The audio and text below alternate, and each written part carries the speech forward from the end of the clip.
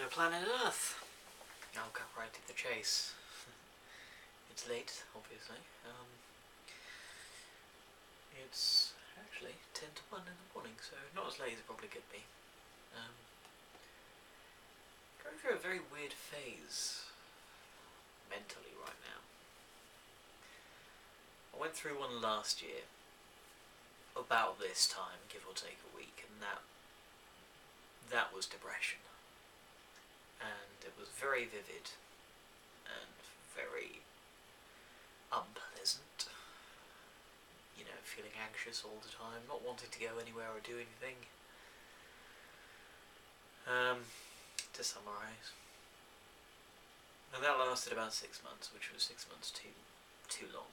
But the direct outcome of that was the influence it had recording the album The Alien Head, which, while I'm proud of it and everything, it could have been a much bigger, much better record. But the reason it is what it is was because it needed to happen, and it needed to be out then, and it needed to roll in the ways that it did. Which is why I won't publish it on iTunes. I won't, sell CDs of it, most likely, because it's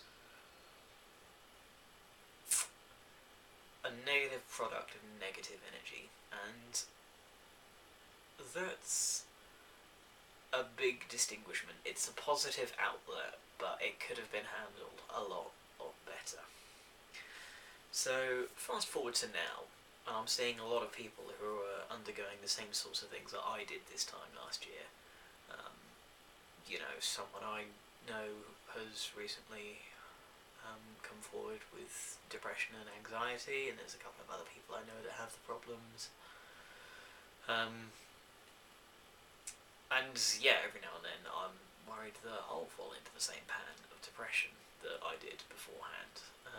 And it's scary seeing myself doing it, and it's scary considering that I could eventually fall into it again.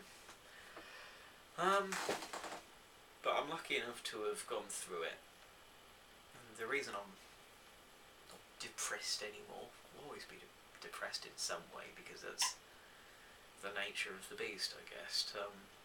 But the reason that I don't take medication for it anymore and it doesn't ruin my life is because I ended up having, a goal, an achievement, something to move forward to. And at the time, what stopped me taking my medication was a really dumb thing, was just that it was 1 week into a 4-week-long tour of a show that we were taking around the county. As a result, I was working 16, 18-hour days, 4, 5, 6 days a week. Run out of tablets, had no time to go and get a new prescription, and I had attempted and failed twice beforehand, and mostly just because if you don't turn up to appointments, they don't give you one. Well, no, if you turn up late to appointments, they don't count it as an appointment. More than 5 minutes and you're out, which I think is a bit unfair to someone with anxiety, but whatever. My issues with the NHS are a whole other story with regards to mental health, especially in my area. And yeah, I just decided one day to stop taking them. And then I began to let the worry of worrying about things not worry me anymore. So now is a very different kind of feeling. It's sort of along the same very fragile mindset, but not. And I can't really put my finger on what the feeling is, because if I could, I wouldn't need to concern myself with it. It's interesting the timing of it too, because last time I had fallen into depression, and my outlet for it was recording an album which I previously recorded and lost all of the stems for. So I just more or less just drove straight fucking through it, you know. This time round I've written almost finished writing album number 2, Music to Mars. The vibe musically is a lot stronger, and content wise it's a lot more, you know, ballsier.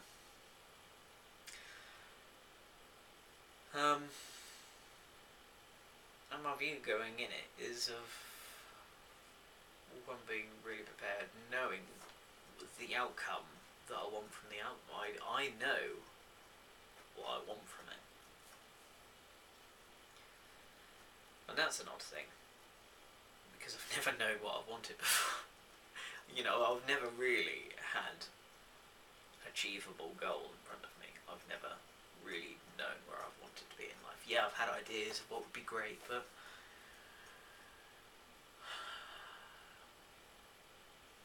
it's very strange. But I'm okay with it. You know, we've made some real ground with my mind recently. I say we, I say me and my mind. We've made real grounds with each other. I'm beginning to understand this idea of purpose and accountability a lot more.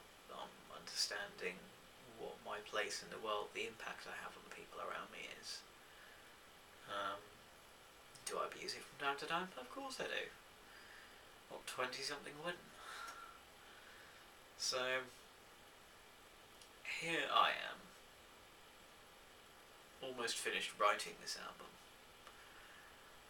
and I ask the bass player of my band if he wouldn't mind producing it, if we say got into a studio room that we converted. How awesome would that be? And he was well up for it. Well, great, now I've got to overcome the hurdle of going into the studio space. I'm thinking all day this idea in my head of how best could I approach it. I asked the management of the studio space and he just went, yeah, sure. Great. But I guess we'll go then. So now all I've got to sort out is dates. And then I'll shift in a load of gear.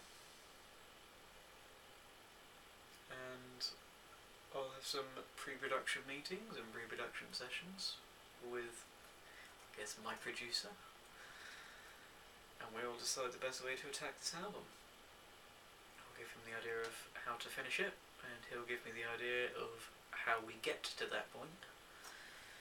Because he's going to have a method of recording that's going to differ extraordinarily from mine. I hope. There's going to be a way of producing vocals that really works. There's going to be a way of recording and producing guitars that really works, because I'm not the best guitar player in the world. Maybe we get someone in, maybe I'll just work on it, maybe he does it, you know. It's basically just going to be two of us in a nice big empty studio space, and that is going to be fucking awesome.